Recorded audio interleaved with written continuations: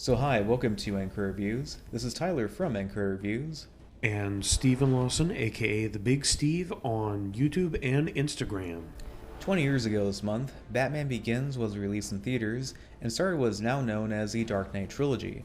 So in this video, Steve and I are going to be celebrating the 20th anniversary of this movie. But if you want to read about the history of other movie franchises, then I highly recommend checking out some of my books, including 100 Years of Universal Monster Movies and Disney's Live-Action Movie Bombs, 1979-2019. Both these are available now in ebook digital and in print. So anyway, Steven, do you remember the first time you saw Batman Begins? I do. I recall seeing it in the theater as I guess I was qualified as a kid at that point. And it was a very interesting experience. Not so much in like the external factors, but I remember being really drawn into the story's narrative, and had been a Batman fan before that movie, of course, but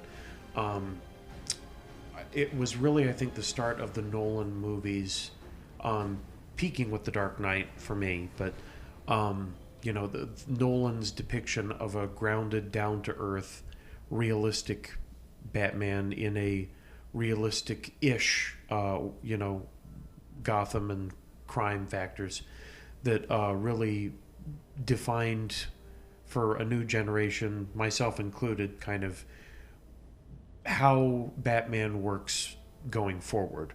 And I think in a lot of ways, talking about like the DCEU, Robert Pattinson's performance, things like that, we're still looking for, what comes next officially. I know there's probably people that would summarize it as, oh, you're coping, there's been better performances, but I think Nolan's Batman trilogy especially really did define the superhero genre and Batman in particular for years to come. Alright, so for me it was a very special one, and it's very comparable to the first time I saw a Star Wars movie in theaters as well. Because similar to Star Wars Episode 1 The Phantom Menace, I saw that movie and Batman Begins on my birthday when these movies were in theaters. And also, similar to The Phantom Menace, where that was the first Star Wars movie I saw in theaters, and I saw the other pre-existing Star Wars movies at that time on home video, with Batman Begins, it was the first time seeing a Batman movie in theaters because I was old enough to see a Batman movie at that time, and I'd seen the other Batman movies that existed at the time, whether that be animated or live action. But anyway, I'm going to go over the brief history of this movie. So, during the time when Batman and Robin was coming out, Warner Brothers was already planning a sequel called Batman Unchained, also known as Batman Triumphant. The villains were going to be the Scarecrow and Harley Quinn. The climax of the movie would have featured Batman hallucinating big time in Arkham Asylum from the Scarecrow's gas, and in part of his hallucination he would have fought some of the villains from the previous movies, including Jack Nicholson coming back to play the Joker. However, the movie, in terms of tone, would have been more serious than Batman Robin, but the movie got canceled because Batman Robin was such a huge failure financially and critically, so this would start the 8-year-long hiatus where there wouldn't be a live-action Batman movie in theaters. I mean, there were some direct-to-video animated movies during this time, but there were several different ones and not in any particular order. So one of these was called Batman Dark Knight. Dark Knight was spelled with one word. The Scarecrow was going to be the main villain, but Harley Quinn was going to be replaced by the Man-Bat. And it was kind of a soft reboot where it would have ignored the events of Batman Robin and would have acknowledged Batman Forever at least from what I can tell from what I read from the script. And the Mad Hatter was teased to be the villain in the next movie, at least in the final scene of the script. They were also developing a live-action Batman Beyond movie.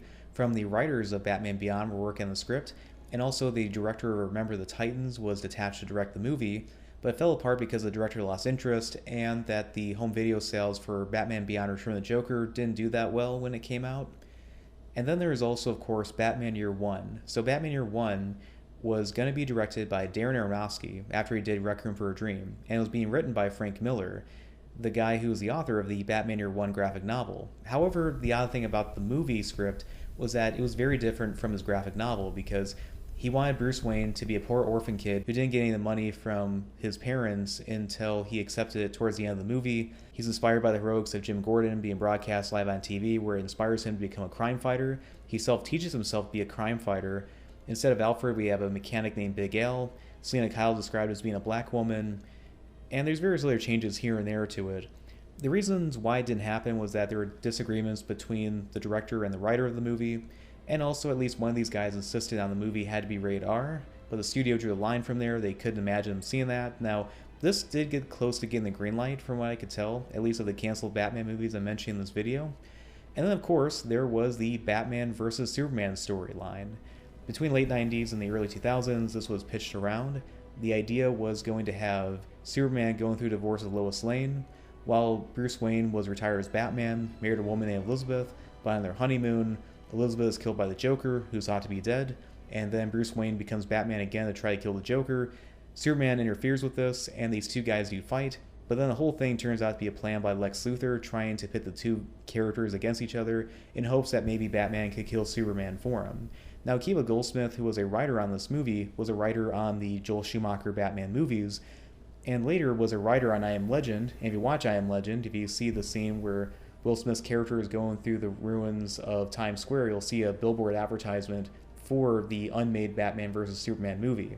Eventually, we would get a Batman vs. Superman movie in the 2010s, and even a direct-to-video animated Batman Year One movie.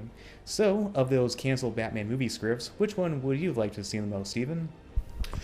Honestly, the Batman vs. Superman alternate depiction, I think, sounds like it has, to me, the most potential.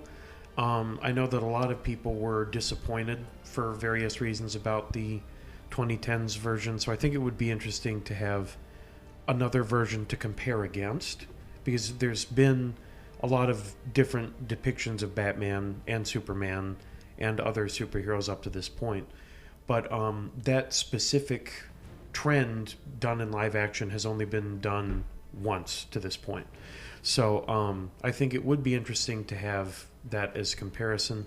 The version of Batman Year One story with him being lower class, it just doesn't work to me. I think there is a version of that story maybe for a different hero that could work, but I think so much of especially the Bruce Wayne part of Batman is just so integral to the tragedy of being a rich orphan, and so much of his identity being that, in all honesty, he probably would give all his money and stuff away if he could have his parents, which is just something that, like, as a lot of people, lower to the ground, salt of the earth characters, or just people that would be watching the film, we have the privilege of having our family or aspire for wealth, but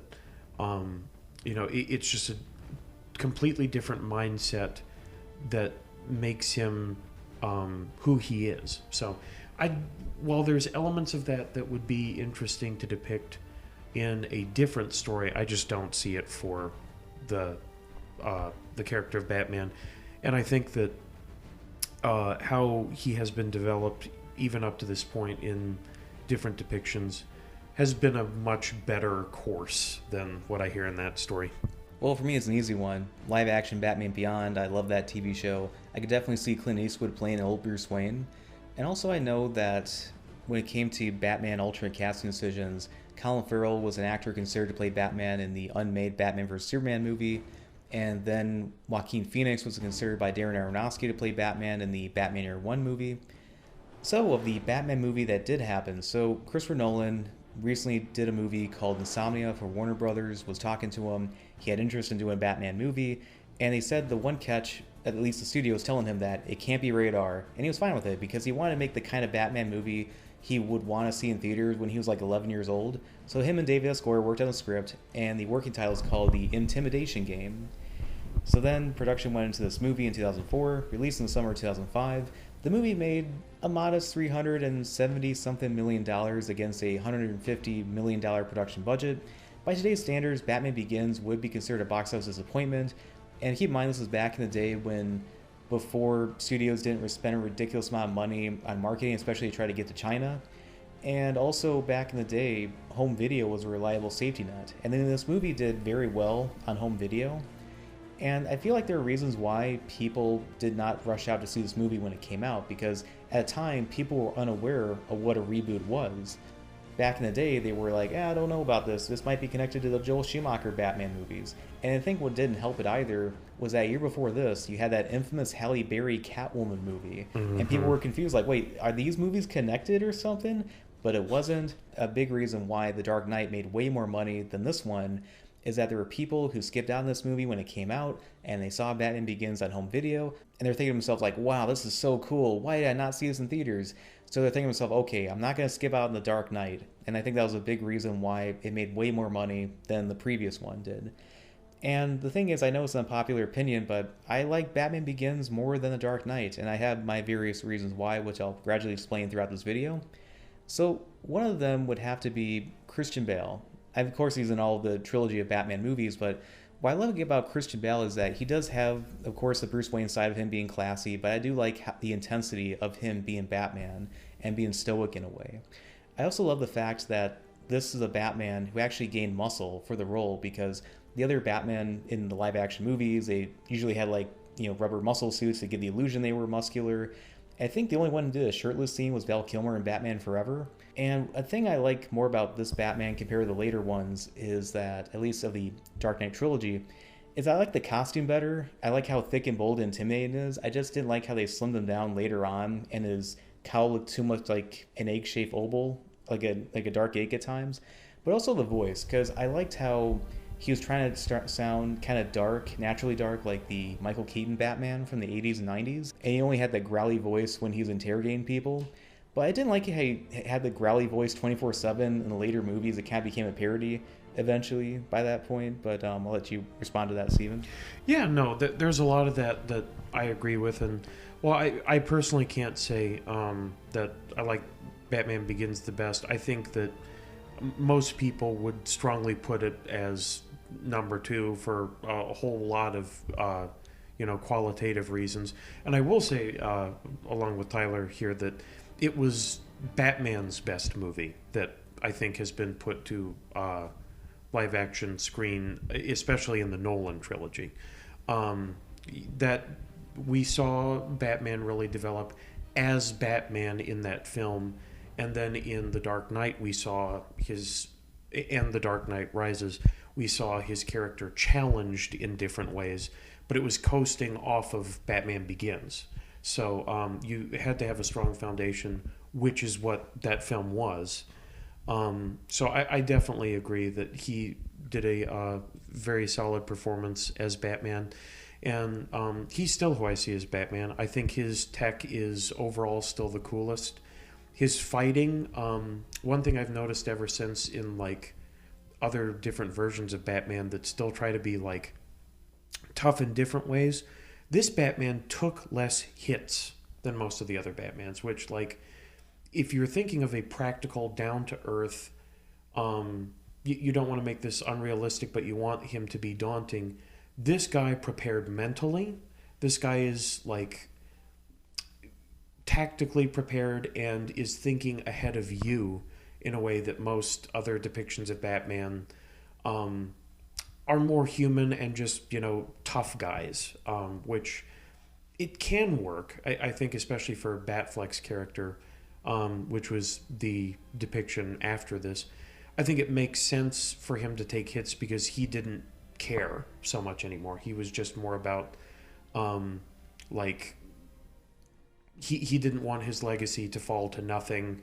And this was a darker, almost lost version of Batman. Meanwhile, this one is a Batman that is still in the process of doing the best he can and saving a Gotham that is in dire need of help. And also, let's be honest, the depiction of the Joker was really what sold The Dark Knight to so many people. But I do agree that I think it's a phenomenal depiction, as well as something that I don't think is talked about it very much, but this Batman had, especially in the first film, but throughout to a certain extent, we saw a softness to him that was not so prominent in other depictions, especially afterward. But even before They let it get a little zany in points, but this Batman felt like a human being as opposed to just what he was trying to present as all the time that didn't really, change face. So I really appreciate these films for what they did, and I think, for better or worse, they've defined the Batman character, and I'm curious to see where things will go from there. I also, just before we continue, about the Batman Beyond thing, I would like to see a version of Batman Beyond that is different, but it is still vaguely, at least alluded to, being set after the Nolan universe. So, like, it doesn't have to be the Robin we saw, but maybe that Robin eventually taught the guy that becomes Batman Beyond. I think there is a role in Batman Beyond where there could be a really cool transition into the future Batman, using kind of how meta poisoned the culture has become with knowledge of Batman. And that would be a cool stepping stone for it. And going back to what you're saying about the martial arts and that, they started using a very fresh martial art at the time. I forget the name of it, but they use a specifically new one to make it as new as possible that audiences did not see. Now, when it comes to casting, generally speaking, I think the cast was great, mainly with how they just cast everybody and how many talented people they got with this movie. And I know people will, when they talk about, like, oh, this guy was perfect in this role, like, Hugh Jackman Wolverine, Robert Downey Jr. as Iron Man, or J.K. Simmons as J. Jonah Jameson. The almost one portrayal from an actor I think doesn't get enough praise is Gary Oldman as Jim Gordon, how perfect he was. As much as I liked Pat Hingle playing the old school version of Commissioner Gordon in the Batman anthology movies, I like this Jim Gordon a lot because the Gary Oldman version looks a lot like the one you see in the Frank Miller depiction from Batman Year One. And I also like how he's a lot more interactive in the story. He's not just some guy in the sidelines, he's actually getting involved as an active participant, which I do like about that. But when it comes to one cast member that a lot of people agree is the weakest of the cast, would have to be Katie Holmes as Rachel Dawes, the love interest. And to be fair, I do think when it comes to the cast, yeah, she is the least impressive when it comes to acting chops. And yes, her character may be least interesting, which I know a lot of people criticize the Nolan movies for being weak when it comes to the female characters, how they write them. However, I don't think she deserved a Razzie nomination for this movie. I don't think she gave a bad performance in it. I think it was a good performance, generally speaking, but I don't think it equated to bad. If she's like the least impressive, it doesn't make her a bad actress in this movie. Yeah, no, I agree with that. And also, I mean, I know we're kind of sticking to Batman Begins, but it's hard to ignore between that and The Dark Knight, just shoe in, actually, this is Rachel now, a completely different actress, which I would agree she performed as Rachel, probably a little more competently, but it was jarring for the audience. It was not the Rachel that we had been introduced to, which made some, kind of questionable judgments about, okay, so where are we going with the writing from here, and consistency. But I agree. She was fine in her role. I definitely think that she was over-hated on, and I think all of the villains, very importantly, to one degree or another, except for maybe Talia in The Dark Knight Rises, were all pretty much nothing but net. It was Ra's al Ghul, Scarecrow, Two-Face, the Joker, and Bane. They were all on a very scale of good, like that's very important. And it's amazing how even to this day afterward, extrapolating to other superhero stuff, did we use all the good Hollywood juice on those villains? Because, like, I swear, like, even multi-billion-dollar movies just put potatoes in for villains. It's ridiculous. Yeah, I mean, back to what you were saying about Katie Holmes, is that I think part of the reason why the Razzie were kind of gunning for her was that she was with Tom Cruise at the time. It was controversial with pushing Scientology. So I think that was pretty biased of them, which is not the first and last time the Razzies would do that. But what? Yeah. But back to what you were saying about the villains, is that now Would I have liked to seen a Middle Eastern actor play Ra's al Ghul? Yes, I would. However, Liam Neeson gave a great performance, and the way they rewrote the League of Shadows as being this organization that's existed for like thousands of years, and they're like a multinational, multiracial group where Ra's al Ghul, aka the Demon's Head, is basically like a figurehead leading them, which I felt like was fine in that regard. And also, speaking of that, so it's pronounced Ra's al Ghul in Batman the Animated Series, but everywhere else it's pronounced Ra's al Ghul. However, with Falcone, it's pronounced Falcone in every version, but in this movie it's called Falcone. And then also, when it came to the Scarecrow of the movie, so Cillian Murphy, I think is how you pronounce his name, he originally auditioned to play Batman, didn't get the part, and was cast as Scarecrow. But you know who was originally auditioning to play the Scarecrow, or at least was brought in to audition to play the Scarecrow? Gary Oldman.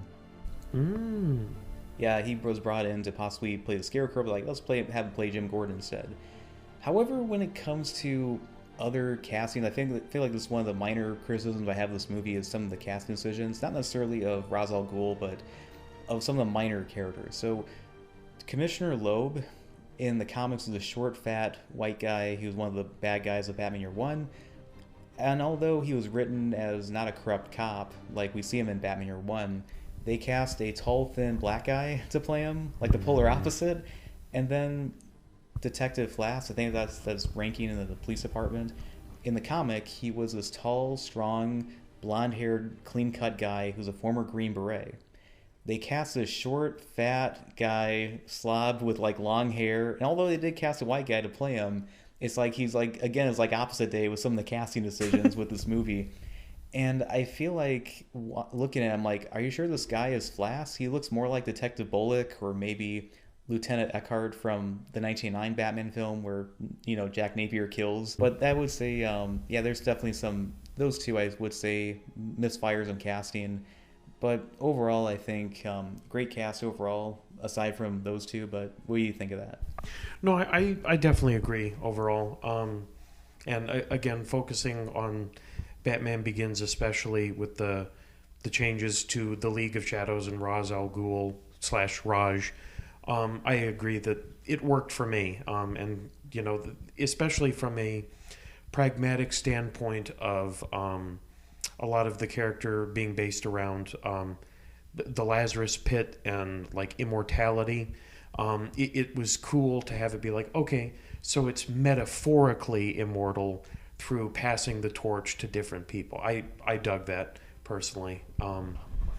And it is, you raise a good point about Gordon being played by, why am I forgetting his name right now? Gary Oldman. Yes, Gary Oldman, absolutely. Like, it's hard for me to see anyone else but Gary Oldman as Commissioner Gordon. And Alfred. I mean, like, so many people still say they can't see anyone but Michael Caine as Alfred. And I think that's for understandable reasons, too. He was such a good parental force in the cast. Yeah, for me, when it comes to live action Alfreds, I'm always gonna say Michael Gough from the Batman anthology movies, the very classic Alfred Pennyworth. Speaking of villains and that, one of the things that I do miss about the Batman movies pre-2000s, before Christopher Nolan's Batman movies, is that, say what you want about the Batman anthology movies, but the thing is, one of the things I miss about them is that I missed how they tend to embrace more of the comic book lore of the character in terms of the fantasy, sci-fi, horror elements of those characters in a way. But yeah, looking back at the other Batman villains, I liked how in ways, I mean, yeah, they definitely changed things about the comics compared to those characters, but I do miss how those characters embrace the comic book side of things compared to the other Batman movies during the 2000s and afterwards. And I wish that maybe someday we can return to that. Mm-hmm. Yeah, no, I it's a fine balance for me, because I definitely agree that, like, there are certain villains that I would like to see a grounded, realistic, gritty, dark Batman that we are kind of used to. But it's also kind of hard to pin some other notable enemies, like, I don't know, Mr. Freeze. It's like, well, that edges the line of, is it plausible for this type of Batman? So I think one of the ones that kind of, it wasn't perfect, but tried as like a first attempt to get back to that area was the Batfleck DCEU Batman. So I think that there is room for that out there, and we just need some more attempts at it. But I definitely think like gun and knife tricks get old after a certain amount of time with the Rogues Gallery Batman has that is insanely amazing. It's time we get some more memorable favorites and introduce some new blood and toys into the mix. I agree. Yeah, I mean, as Joker once said, where does it get those wonderful toys? Yeah. So another thing I like more about this Batman movie compared to the other later ones, at least in the Nolan trilogy, is I like how Gotham City has more of a character in this one. I like the look of Gotham City, how it looks like a fictional city, and I like the color palette, which is kind of the theme of fear for it. However, in the other movies, it's like, let's just copy Chicago, Philadelphia, New York City. I feel like they kind of got, in my opinion, kind of a little bit lazy and uninspired by that later on. I also love how we see Arkham Asylum in this movie, but they kind of forgot about Arkham Asylum in the later ones. At least in my opinion, they kind of did that. And by the way, did you know that the exterior shots of Wayne Manor was the same filming location in the 1999 Mummy, at least the interior scenes, for the museum in the Mummy? I did not know that. That's interesting. So it's cool to know that some of my favorite movies of all time are in the same location right there in England. That is cool. Just before we, transition or close out there, I will agree that I think one of the overall missed opportunities, again, barring uncontrollable circumstance like Heath Ledger's passing and stuff like that, I think that Arkham being a more active presence as a reoccurring threat, I think was somewhat missing outside of kind of the first and maybe the third, briefly, kind of just, with Bane breaking everyone out. But again, it wasn't really depicted strongly.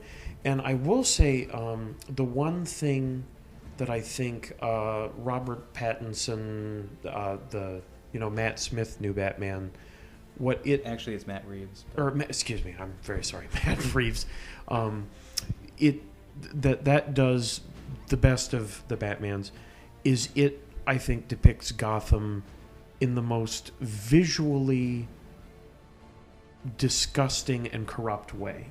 There was something about Nolan's where, in retrospect, like the fights in the sewers and certain scenes at night, they were very good, but during the day, it felt like a whitewashed, too clean version of Gotham, which on one hand it could be kind of intentional because you could be having it viewed from Bruce Wayne's standpoint as a privileged person, but I think that Nolan in general does a pretty good job with like elaborating a whole bunch of different characters, stories, and angles. So it's hard for me to see, especially in the first and the third, where you wouldn't really stop to depict a grimy, hopeless situation that is depicted, I think, very well and probably the best in the Batman specifically. So I will be curious to see going forward how that kind of plays into things. And part of it I also think is just like the framing for the time we're in too, where like politically it feels like there's a lot of corruption and stuff. I think people were more ready to see now that type of filth and grime in Gotham as opposed to like a slightly more hopeful and suppressing the dark version, which was more at in the zeitgeist of the time when Nolan made the films. I see. So when it comes to the soundtrack of this movie, it was by Hans Zimmer and James Newton Howard, I believe. But yeah, I love the soundtrack. I love the whole theme of like the bats flapping in slow motion in the beginning, which I also absolutely love that opening title credit thing where you see the logo of the bats flying. I absolutely love that. Ever since I saw it in theaters, I'm like, this is awesome. I love the music for the intense chase where Batman is trying to save Rachel, summons the bats to come, and then it's in the Batmobile going around the city to save her. And also I love that sweet melody of Rachel and also kind of Bruce's parents. It really tender theme. I love it. But also in the marketing for this movie, they did have a Nickelback song play for one of the TV spots. And I know some people who are like, oh, the Batman is better because they got Nirvana and you guys got Nickelback. I'm like, oh, please. So at least with Nickelback, with the lead singer, he actually just wants to entertain the audience. However, with Kurt Cobain, it's like he was one of those guys who was always giving his 2 cents about politics. Like, if he was still alive today, he'd be one of those people like Billy Joe Armstrong from Green Day, be constantly complaining on social media about political stuff and that. I feel like the people who just openly praise the Batman like that are the same kind of people who are just basically a bunch of Zoomers who just discovered film criticism for the first time. Oh, yeah. And yeah, not to say the Batman's a bad movie, it's definitely not. But I just do feel like it's an overrated Batman movie, in my opinion. And I do feel like the Nirvana moments felt, the needle drop moments felt a little bit forced in that one. At least with the Nickelback song, it was just a part of just a TV spot for the time, which is very 2000s. I love it. Mm-hmm. Yeah, and to be fair, I think we've been talking film stuff for a long time. So, like, there are things like that where we probably have had our blind spots too. So it's okay to kind of be trapped in the time as long as you grow a little bit eventually. But I agree that especially on repeated viewings, there are Nolan's trilogy, I think, still stands the strongest overall to me, for a lot of qualitative reasons, which, as we talk about often, comes down to the writing, which you just, if that gets screwed up, then it's hard to salvage the rest. But yeah, I hear you. Now, when it comes to this movie, people analyze the themes of Batman Begins, such as basically being a post 9/11 movie because you have these terrorist group from the Far East coming to Gotham City, try to commit an act of terrorism by hijacking a means of transportation into this building. And there's also themes of Nietzscheism, or trying to be the best he can be, I guess Ubermensch or the Superman in a way, where during that training montage, Ra's al Ghul tells him, like, training means nothing, you don't have the will to act, that will is everything, and that you shouldn't blame yourself for your parents' death. It was your father, because he allowed that to happen. And if he had the will to act, he probably would have lived, and, you know, so his wife would have lived too. And I think it's a great words of wisdom, I think. Even though he's the villain of the movie, it's still a truth, there's still a truth to that, where I just love that quote right there, where will is everything. It's a great motivation for me. But also, when it comes to the other things I was mentioning previously about the themes of this movie, is that the whole thing of, like, Bruce, why do we fall so we can pick ourselves back up? That means a lot to me in terms of, if you fail various times, just keep trying and trying until you succeed at something. I think that's a great lesson for people to learn. But in addition, it's very meta for the Batman franchise, at least the live action movies, because the franchise had fallen because of Batman and Robin, more so the fault of the studio than really Joel Schumacher's fault. I mean, he had some issues here and there when it came to making that movie. I believe he handpicked Arnold Schwarzenegger to play Mr. Freeze in that one. Mm-hmm. But yeah, it was very much a studio decision to camp it up and make it as toyable as possible. So they spent that 8-year time trying to figure out what to do with it. And this franchise is basically coming back up again, at least the live-action Batman movies, in a way. So that's basically what it was, in a way. I don't know how intentional that was, or maybe at the zeitgeist of the time it was like that, because you see, of course, I mentioned already the, you know, post 9/11 kind of symbolism and various story aspects you see, especially in the third act of the movie. Mm-hmm. No, I agree, and even for that matter, it was thematic in all 3 of the movies. He fails in the sense of failing to save his parents, very obviously. He fails to save Harvey Dent in his and Rachel in The Dark Knight, and he fails, at least initially, to save Gotham in The Dark Knight Rises. So there is this theme of falling and rising throughout all 3.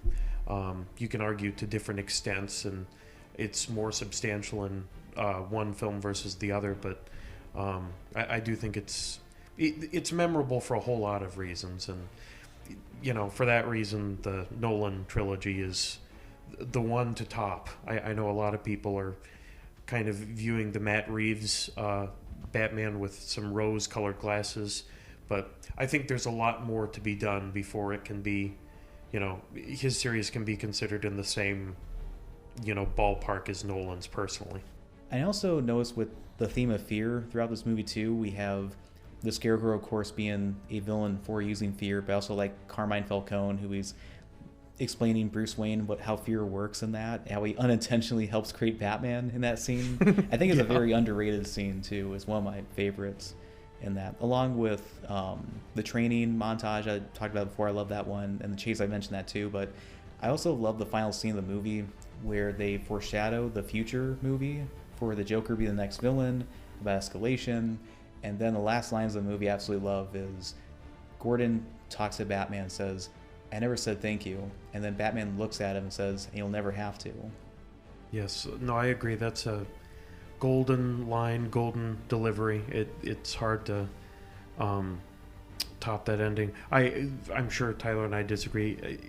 The Dark Knight will always hold a special place in my heart for a bunch of reasons, but I do think its ending may have slightly capped it. But I know it's controversial to people because it kind of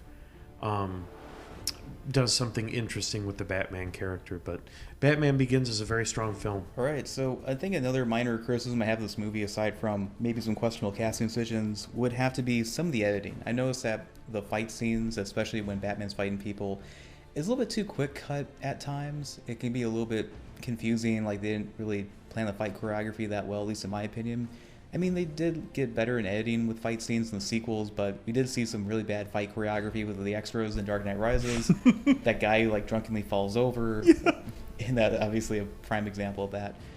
So, what would you give Batman Begins, Steven? Oh man, well, it has been a while since I viewed it. Probably about a year or so. I do return to it pretty regularly, but I think I stand by that my rating at the time was around a 82 to an 84%. As time has gone on, I think I would go as far as to give this probably about an 86% personally, where it's like very high B. I want to give it an A, but knowing what comes after, it's hard for me to give that A standard completely objectively. But yeah, maybe, okay, 86 to an 88%. I'll have to finalize between those, but that's my rough rating. All right, well, personally, this is, in my opinion, the best live-action Batman movie ever made. If someone had to ask me what's the best Batman movie, I would say Batman Mask of the Phantasm. But if someone said, okay, for real, what's like the best live-action Batman movie? It would be Batman Begins. I absolutely love this movie. I've always liked it when I saw it as a kid, but then I rediscovered it sometime in the 2020s, and I fell in love with it.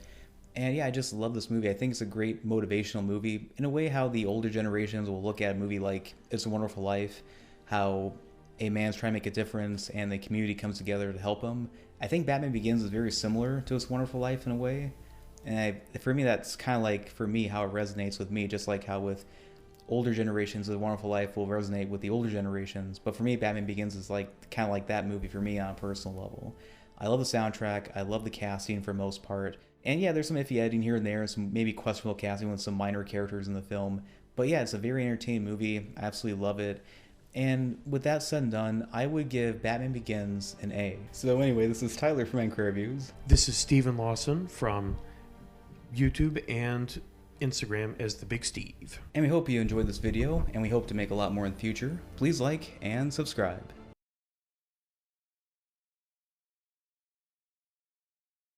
Oh yeah, this is a postscript thing I wanted to mention, but so a while back I was surfing across eBay and I saw a call sheet for a movie called Intimidation Game, and it turned out to be a call sheet for Batman Begins. I bought this and I have a personal copy of a call sheet for the making of this movie, and this was a scene shot on August 26, 2004, on Thursday. This was a scene in which Batman interrogates that corrupt cop in the alleyway. He's asking, where are the other drugs going? And also like, swear to me! Mm-hmm. That scene right there, this is the call sheet in that scene in Batman Begins, which is, a pretty cool scene. And it's awesome to see this piece of film history that I have. Yeah, that is cool. Yeah, in addition to that, I'm trying to remember her name, where I bought it from, but I looked her up, and yeah, she did work on Batman Begins as someone who worked on that movie as, I forget what her exact title was, but it showed... Falafel. Yeah, that's basically the food in the movie. breakfast from 6:30 a.m. to 8:30 a.m., a.m. break at 9:30 a.m., lunch from 12:30 p.m. approximately, p.m. break is 4 p.m., water, tea, and coffee all day for 250 people. So yeah, it was just pretty cool to see this. And Intimidation Game was the code word they had, just like how the Amazing Spider-Man's code word production was Fiona's Tale, and then Blue Harvest was Return of the Jedi's mystery production name that it had with it. But yeah, it's pretty cool stuff to see all this piece of film history right here, and to see it all. And yeah, I remember one other kind of tangent here. I do have a call sheet from the 2017 Mummy that had put my Universal Monster book.